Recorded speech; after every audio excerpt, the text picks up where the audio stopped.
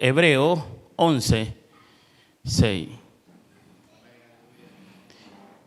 Y la Escritura dice así, honrando al Padre, al Hijo y a su Santo Espíritu. Amén. Pero sin fe es imposible agradar a Dios, porque es necesario que el que se acerca a Dios crea que le hay y que es galardonador de los que le buscan. Amén. Diga conmigo: Señor, hoy abro mi entendimiento y recibo la palabra. Todo lo que viene de ti lo tomo. Es mío. Creo a cada una de las promesas y declaro que las promesas son para mí. Sí, Señor. Amén. ¿Cuántos lo creemos? Tome su lugar. He titulado este mensaje: ¿qué significa tener fe? Amén. Y surgen varias preguntas en ello. Y una de ellas es que debemos de preguntarnos qué tan grande es nuestra fe. Y fíjense algo. El título es ¿qué significa tener fe? Pero también preguntémonos ¿qué tan grande es tu fe? Porque muchas veces nosotros pensamos que nuestra fe es grande. Sí, pensamos de esa manera, creemos de esa manera. No, mi fe es grande. O surge otra pregunta: ¿cómo tener una fe grande? Son preguntas, amados hermanos, que debemos de hacernos. Y cuando hacemos esa pregunta, Dios puede traer respuesta a nuestro corazón, a nuestra vida. Y puede cambiar nuestra situación en la que nos encontramos. Debemos de saber que toda nuestra relación con Dios depende de nuestra fe. De hecho, como vemos en el texto que hemos leído, la fe es tan importante que no podemos agradar a Dios si no tenemos esa fe. Pero verdaderamente sabemos qué es la fe. ¿Sabe algo? La Escritura menciona y dice: mi pueblo pereció porque le faltó conocimiento. Y muchas veces nosotros mencionamos, quiero mencionar esto, y decimos: ese hombre, esa mujer es orgullosa. Ese hombre, esa mujer es soberbia. Y muchas veces no nos preguntamos: ¿y cómo será el soberbio? ¿Y cómo será el orgulloso? Simple y sencillamente sopesamos, hablamos y decimos algo porque oímos a otros decir, pero verdaderamente no sabemos qué es o qué significa ser orgulloso, o cómo es ser orgulloso, o cómo es ser soberbio, o qué es estar rechazado. Me llevé una sorpresa en esta semana con una persona que no es creyente, pero se acercó con lágrimas y él comenzó a mencionar uno de los principios que su papá le enseñó. Y llorando me dijo: recuerdo cuando mi padre me decía, hijo, y dice que tocaba su cara, estás envenenado de odio. Cambia, hijo, yo te conozco. Si seguís odiando, no vas a llegar a ningún lado. Si seguís rechazado, no vas a llegar a ningún lado. Y yo quedé viendo a ese hombre que, aunque no es un creyente, no sé si el papá, él mencionó esas palabras. Y muchas veces nosotros como padres pasamos por alto cuando nuestros hijos están envenenados. Pasamos por alto cuando nuestros hijos no tienen fe. ¿Aló? Pasamos por alto cuando nuestros hijos están envueltos en una burbuja de soberbia o de orgullo. se nos olvida, o no lo vemos, o nos hacemos lo de la vista gorda. Y digo esto que por esa causa la Escritura menciona y dice: mi pueblo pereció porque le faltó conocimiento.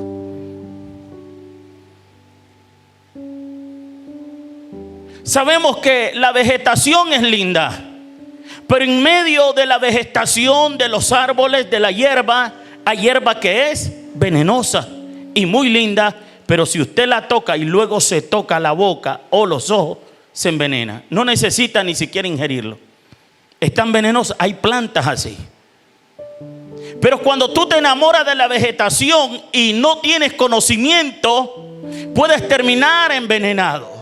Igual la vida es linda, pero hay circunstancias en la vida que son tóxicas y que te pueden dañar y destruir. Es más, te pueden robar tu fe. Te pueden apartar del camino de Dios. Te pueden apartar del éxito que tú ya tienes. Y digo que ya tiene porque todos somos exitosos desde el día en que nosotros nos dieron a luz, desde el día que en nosotros nos engendraron, somos exitosos. Pero el éxito quien nos roba es el ladrón, porque el ladrón vino a matar, hurtar y destruir, y Cristo vino a dar vida y vida en abundante. ¿Qué necesitamos entonces? Necesitamos un ingrediente: activar nuestra fe. Pero todos decimos que tenemos fe. Y verdaderamente conocemos la fe. Sabemos qué es fe. Sabemos cómo es la fe. Sabemos cómo es actuar en fe. ¿Qué significa eso? Debemos de preguntarnos. Muchas veces confundimos la fe con pensamientos positivos. Yo estoy pensando positivamente en este año. Está bien, piense positivamente.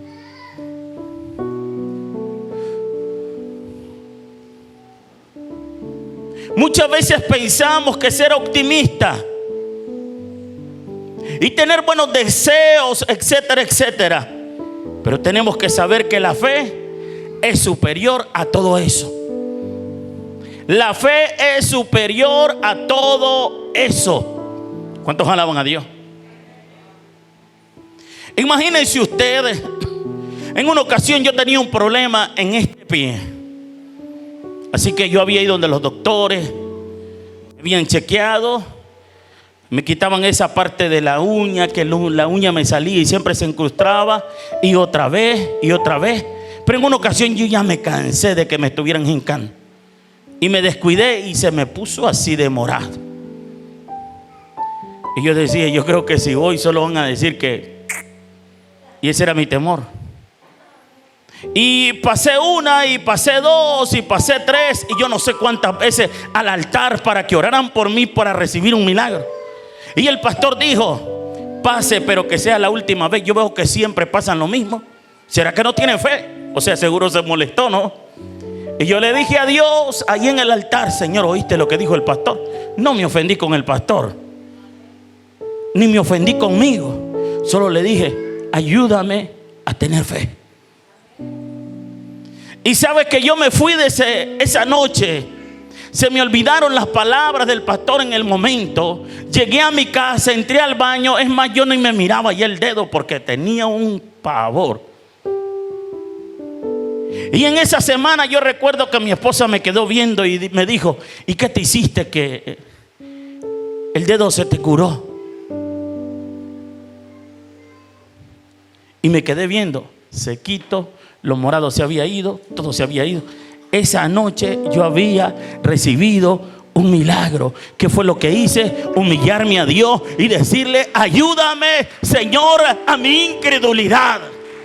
Muchas veces somos incrédulos. Y lo más triste es cuando somos autoconmiserativos, porque buscamos un culpable. Creemos que Dios tiene la culpa de nuestra situación.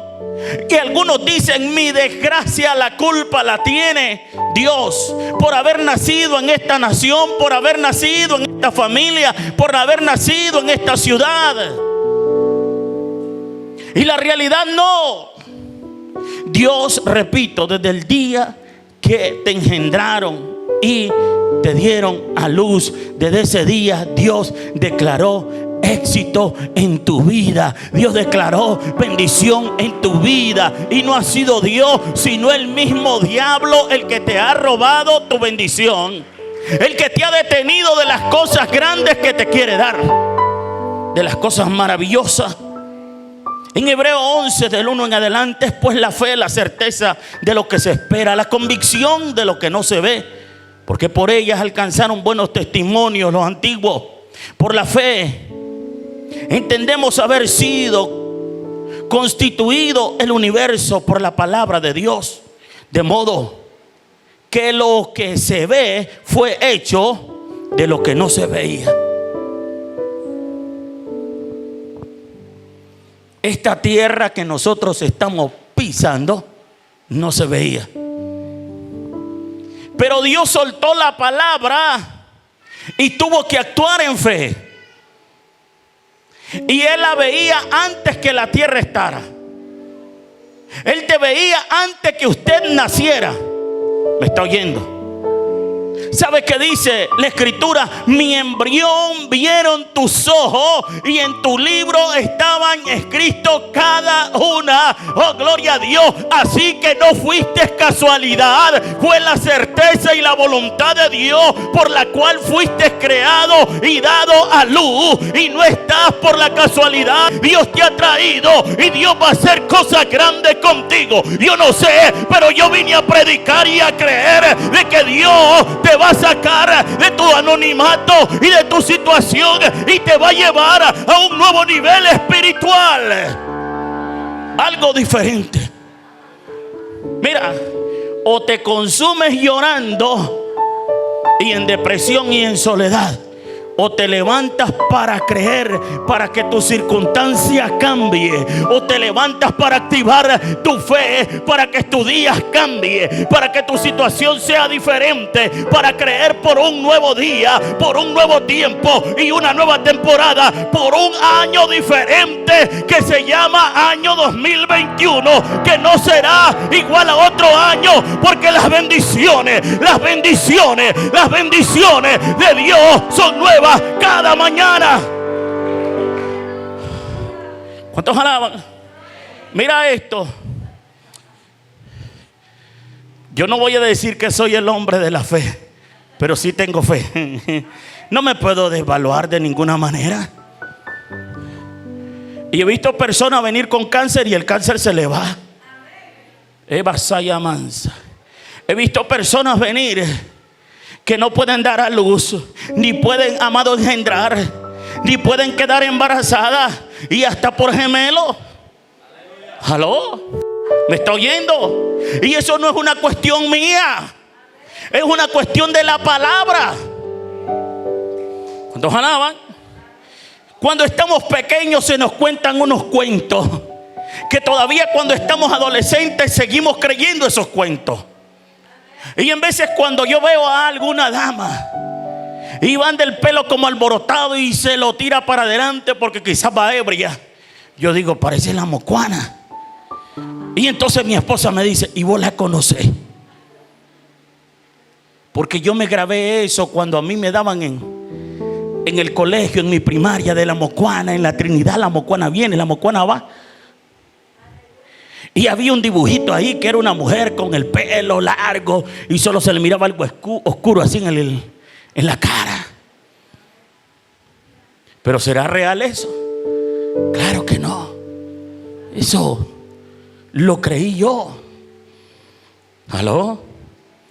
Porque yo vi ese dibujo, me lo imaginé yo, porque yo vi ese dibujo. ¿Existirá? Yo creo que no existe. Fue alguien que lo creó en su mente y muchos lo creyeron. Pero la pregunta es, ¿será real Dios? Es real.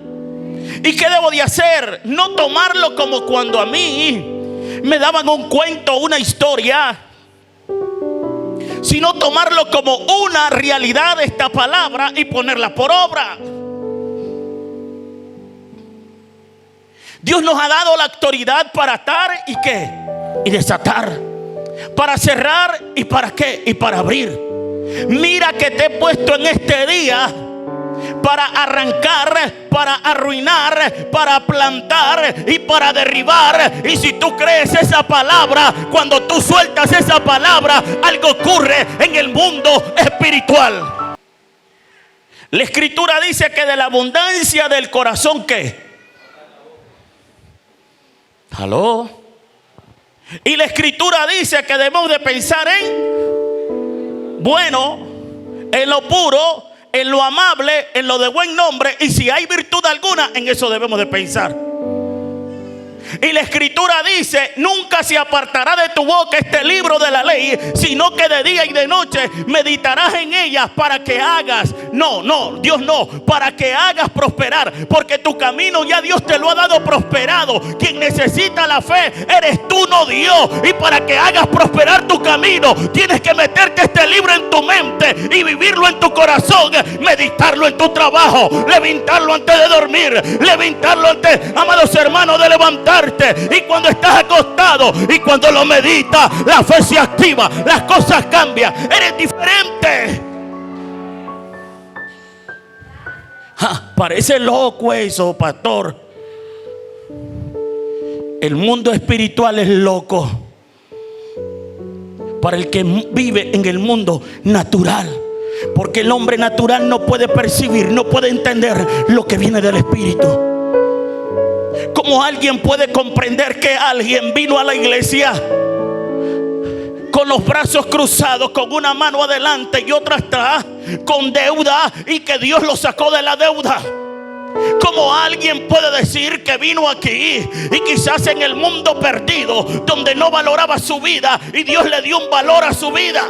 ¿Cómo alguien puede entender, bendito Dios, que Jacob, cuando hizo el pacto con Dios y se fue donde su suegro, vino donde su suegro bendecido, porque había pactado con Dios, y cuando volvía se encontró con el ángel y Dios le puso un nuevo nombre, y desde entonces se cuenta hasta el día de hoy de un hombre llamado Jacob que tuvo una generación de bendición, porque Dios es verdadero? ¿Cómo podemos decir que una mujer ramera llamada Rahab la ramera, hasta el día de hoy se cuenta de ella porque le creyó a Dios, porque activó su fe?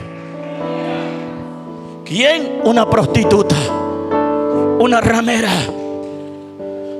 ¿Cómo nosotros podemos hablar y decir que un hombre, sí, que se rozaba y se acostaba con prostitutas como Sansón? También Dios habla y está escrito en los héroes de la fe, Sansón. ¿Cómo? Porque Dios no está interesado en tu desastre, está interesado en tu corazón. Y si tú activas tu corazón para Dios y vienes ante Dios y le dices: soy débil, Señor, ayuda en mi debilidad, Dios te va a activar y tu vida va a cambiar y será diferente. ¿A quién vine a hablarle? Bendito Dios. Y será diferente y mirarás a Dios obrando a favor tuyo. ¿Cuántos alaban? ¿Por qué? Porque Dios cambia, porque Dios transforma. Es la palabra, cuando nosotros la tomamos y la hacemos nuestra. Mira esto. Y yo no te estoy hablando de positivismo o ser negativo. Te estoy hablando de fe. Diga conmigo: fe. Quiero que levantes su mano derecha y diga conmigo: fe. Atrévase a decir conmigo: yo tengo fe. Y hoy arrebato lo que es mío. Y yo no me voy de este lugar sin llevarme lo que me pertenece. Yo no voy a salir con duda de aquí. Yo no voy a salir sin nada de aquí. Voy a irme lleno de la gloria de Dios. Cada palabra ha entrado a mi corazón y entrará y dará vida. A Jesús, mano. ¿Cuántos alaban? ¿Cuántos bendicen el nombre de Dios? Y hablé del punto número 1. Tener fe significa tener paciencia. Dígale al vecino: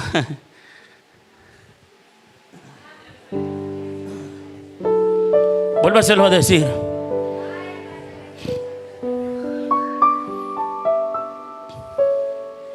Hay gente que no tiene paciencia.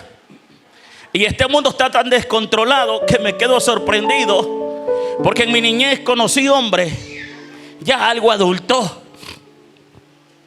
Y cuando le pregunto a personas que quizás son 10, 15 años mayor que yo, le digo, Julano, ¿y cuántos años tenés? Más o menos calcular, yo soy más grande que vos. Le digo, ¿tanto? No, tengo más.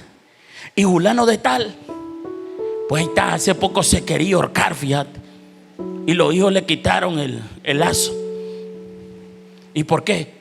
Porque dijo que tantos años que había vivido que ya no quería vivir. Hasta para vivir se necesita fe. Ahora estamos hablando de una persona adulta. Y hay jóvenes de 18, de 15 años que también se han intentado quitar la vida. Y hay personas maduras con un excelente matrimonio y quieren morirse. Y que dicen que yo no le hallo sentido a la vida. Trabajar, comer, dormir, trabajar, comer, dormir. Repetir el mismo ciclo. Mejor me muero. Porque repito, para vivir se necesita fe. ¿Y a cuántos Dios los ha terminado salvando del suicidio? ¿A cuántos Dios les ha activado su fe para qué? Para que dejen de estar pensando en quitarse la vida y hoy están aquí porque en ese momento Dios activó tu fe y hoy puedes glorificar al que hizo, oh gloria a Dios, el cielo y la tierra. Hoy puedes exaltar su nombre.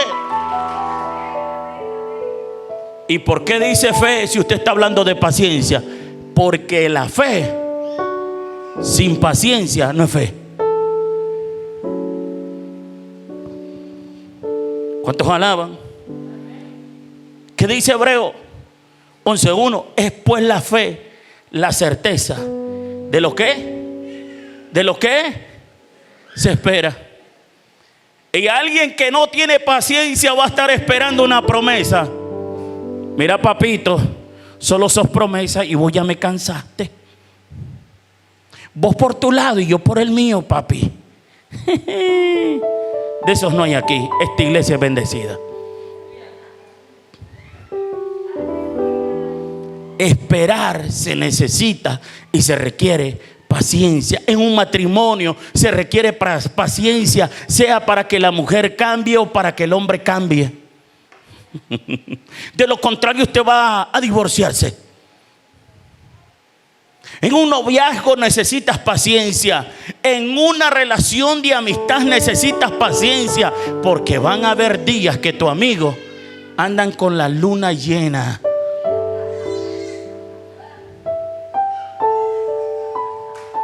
Tú miras todo lindo, pero tu amigo mira todo feo. Tú le hablas de tu proyecto y él te baja todo el ánimo.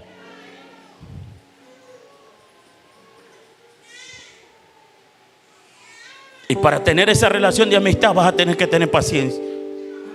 Te vas a dar cuenta que tu amigo falla, que tu amigo tiene errores. Pero involucrando lo profundo de lo espiritual, cuando tenemos la certeza en nuestro corazón que nuestro Dios no miente, que nuestro Dios es fiel y que tiene todo el poder y la autoridad para cumplir lo que su palabra nos dice, entonces podemos esperar pacientemente. Esa es la certeza que nos ayuda a ser paciente, porque tenemos esa certeza, tenemos esa confianza que va a pasar. Número 2, tener fe significa tener esperanza. Diga conmigo, esperanza. ¿Cuántos dicen amén? ¿Qué esperanza tiene usted? ¿De que su hijo va a cambiar? ¿De que su matrimonio será mejor? ¿Que en este año va a ser mejor? ¿Está esperando lo mejor para su vida en este año? ¿Está creyendo usted por un milagro para su vida, para su familia, para su casa? ¿Para un aumento en su empleo, para un aumento de ganancia. ¿En qué? En mi negocio, en mi empresa, en lo que hago. ¿Tienes esperanza usted? Debemos de tener esa convicción.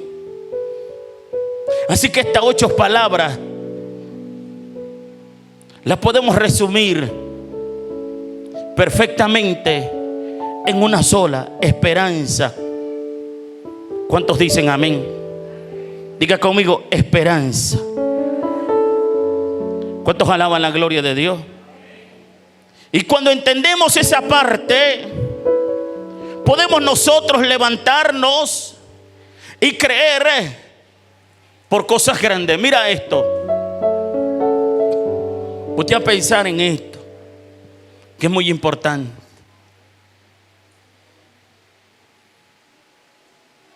Si nosotros nos vamos al Antiguo Testamento, el Antiguo Testamento pareciera más difícil, pero al final es más fácil.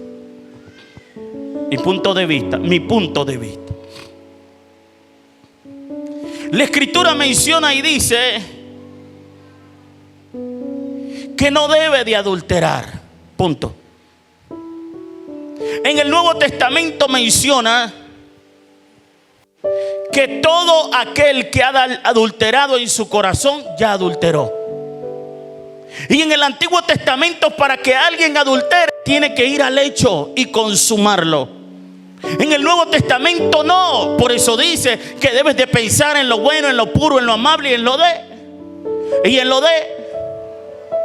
de buen nombre. Si hay virtud alguna, dice la Escritura, que en eso debemos de pensar. Eso dice la Escritura. Ahora pónganse a pensar en esto. La Escritura en el Antiguo Testamento habla y dice: traiga su ofrenda. Punto. En el Nuevo Testamento dice: si traes la ofrenda y sabes que alguien tiene algo contra ti, primero ve y pídele perdón, y luego ven con tu ofrenda. Miren la diferencia. ¿Cuántos alaban a Dios? En el Nuevo Testamento lo que hizo Dios fue subirle un poco más al nivel. ¿Y cómo puedo alcanzar esto? Por fe. Y la fe la puedo tener cuando tengo el fruto del Espíritu. Y debemos de saber que la intención de Dios, quiero llevarlo aquí,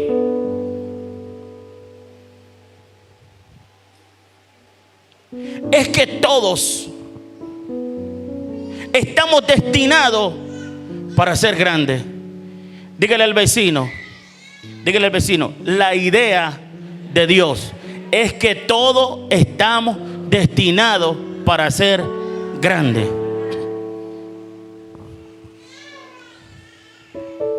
Se lo repito. La idea de Dios es que todos estamos destinados para ser grandes. Usted me puede decir: ¿y por qué yo salí tan pequeño? Se lo voy a explicar mejor. Cuando un religioso oye de que todos estamos destinados para ser grandes, cuando lo escucha, automáticamente comienza a tener conflicto en su mente religiosa y a creer que debemos de quedarnos quietos, sin caminar, sin actuar, y que no debemos de tener grandes aspiraciones. Y muchos piensan que debemos recibir todo, porque esa es la voluntad de Dios. Y cuando hablo que debemos de recibir todo, porque esa es la voluntad de Dios, le pasa una, le pasa dos y siempre le sigue pasando. Y dice: esa es la voluntad de Dios, que me siga pasando.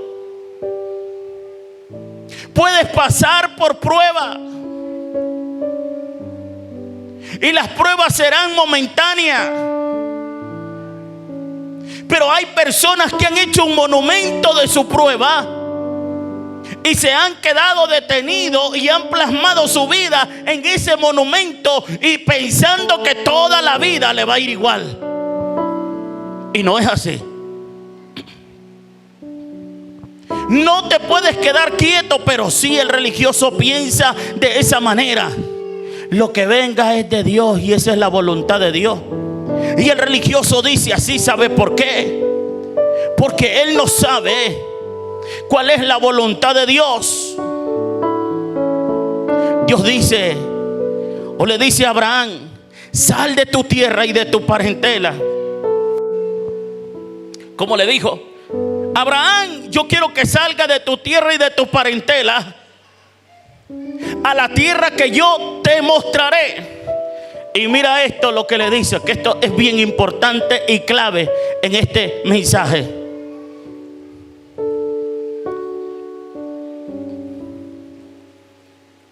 Y haré tu nombre grande. ¿Quién le dice? Y haré tu nombre grande. No dice, yo voy a hacer mi nombre grande a través de ti. Dios no necesita de ninguno de nosotros para hacer su nombre grande, porque el nombre de Él ya es grande. ¿Me estoy explicando? Por eso quiere Dios que cada uno de nosotros seamos grandes. El deseo de Dios es hacernos grandes. No sé si me estoy explicando.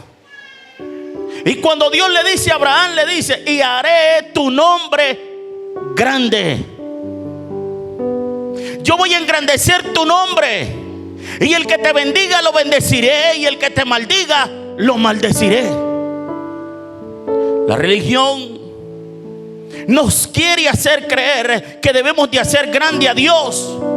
Y no hay nada que podamos hacer para que Dios sea grande.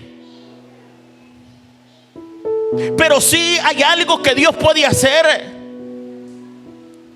Y lo que puede hacer es que nosotros seamos grandes en esta tierra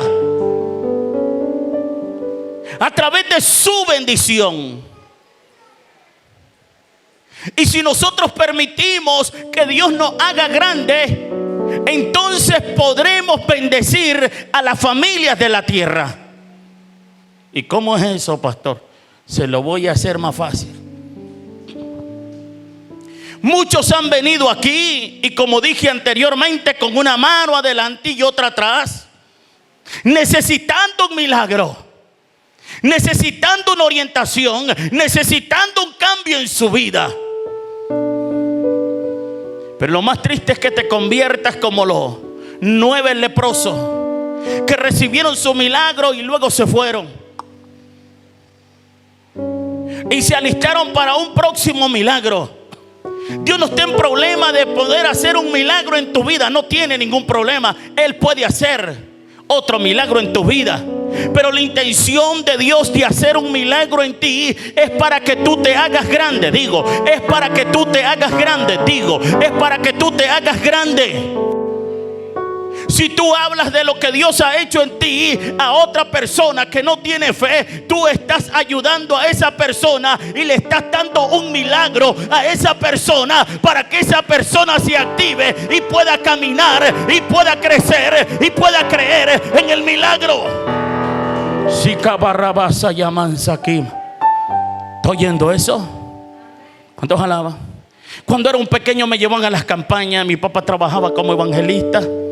Dios lo había llamado y yo me quedaba, pero el momento que más me gustaba era la hora de la administración. Y pasaban los que tenían cáncer, y pasaban los que tenían enfermedad. Y había un tío que Dios lo usaba y levantaba a los paralíticos.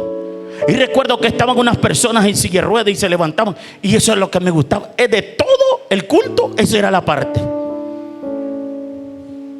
Y yo estaba atento que cuando era la hora de administración de los milagros y las sanidades, yo ya estaba con el ojo pelado.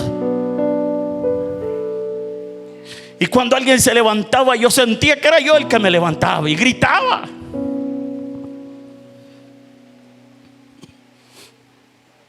Esa persona que Dios usaba para que el cáncer se fuera, para que el paralítico se levantara, era grande. Dios había puesto su grandeza en él y hacía grande a otro. No sé si me estoy explicando. Mira esto: si Dios te bendijo aquí y te hizo un milagro y te dio bendición después de que no tenías nada, sino que estabas en tu peor situación, hoy Dios te ha hecho grande después que has traído tus diezmos, después que has traído tu primicia, después que has traído tu ofrenda, después que has ofrendado, después que has pactado, y ahora que estás bendecido, ya no necesitas ni siquiera decirle a Dios: ve y haga un milagro. Tú puedes agarrar tu cartera y decirle: ¿cuánto es lo que necesita para la tortilla en la mañana? Le voy a dar 100 pesos, le voy a dar 200 pesos, le puedo dar 1000 pesos, porque tú eres grande y Dios te ha hecho grande para que haga un milagro en otro. Oh, ¿y cómo es esto? Así es la verdad, porque tú puedes ser bendición para otro. Isaac fue bendición para sus quienes, para sus enemigos. La verdad que no lo había visto así, pero así es. Isaac, los enemigos lo seguían y le robaban, cegaban los pozos, ¿sí o no? ¿Sí o no, iglesia? Y él seguía abriendo pozos y los pozos le daban agua. Pero llegó un año, llegó un año, ha llegado un año, hay alguien que me estoy yendo, donde él decidió sembrar y abrir un pozo, y sus enemigos corrieron donde él y le dijeron: ya no haya guerra entre usted y yo. Hemos visto que Dios te ha hecho grande, Isaac, y queremos esa grandeza. Y ellos no tenían, mas Isaac le dio aún a sus enemigos, le dio de beber, le dio de comer, le dio del trigo y de lo que Dios le había dado. Yo no sé a quién vine a hablarle. Es el momento de activar tu fe para ayudar al que no tiene fe, al que está necesitado. ¿Cuántos alaban? Este es el momento.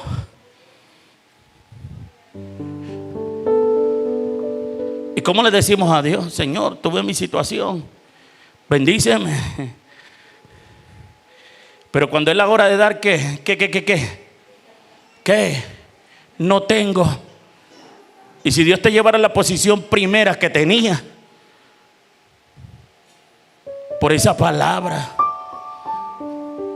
¿qué dirías? Yo mejor doy, porque sabes que tiene. ¿Cuántos dicen amén? Lo que pasa es que tú has perdido la fe. Y yo prefiero estar en el lugar donde no hay nada, pero que sí tengo fe, antes de estar en el lugar que tengo todo y he perdido la fe. Porque es posible que pierda la fe y pierda todo. Lo tengo todo, pero no tengo fe. Y eso fue lo que Moisés dijo: si tu presencia no va con nosotros, no nos saques de aquí. Si nos vamos a la luz de la palabra, lo que Jesús hizo es diferente a lo que hace el mundo.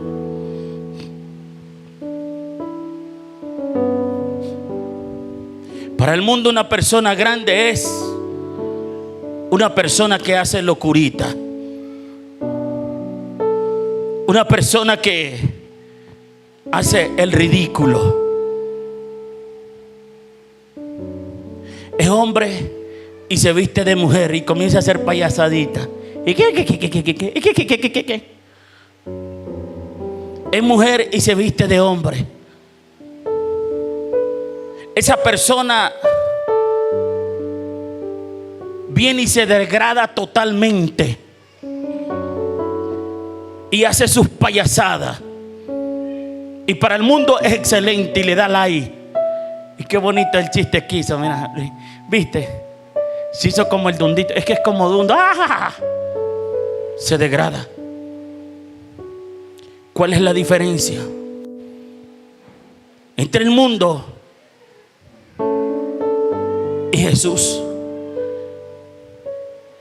Que Jesús, ponga atención, cuando Él vino y murió en la cruz del Calvario, dejó la fama antes de subir a la cruz. y se humilló para ser grande. Porque te voy a explicar, la fama no hace grande a nadie. No sé si me expliqué. Es humillarse el que hace grande al hombre. Jesucristo dijo en un término de palabra sencilla: aprendan a mí, que soy manso y humilde de corazón, y hallarán descanso para su alma. El ser humano quiere ser grande en medio de la fama, en medio del cine. Y no está malo, yo no estoy en contra de eso. Pues si lo quieres, que lo haga. Si Dios no lo detiene, ¿quién soy yo?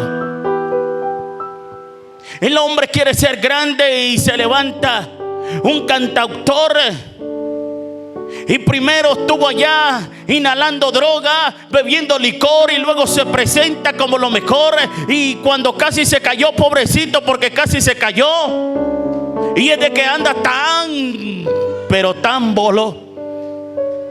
Pero la gente no nota eso, solo dice la gran fama que tiene.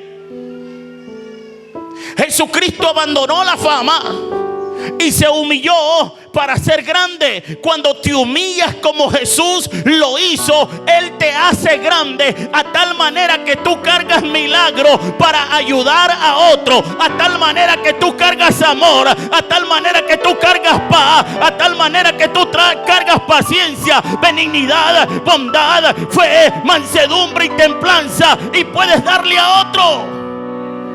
Eso es ser grande.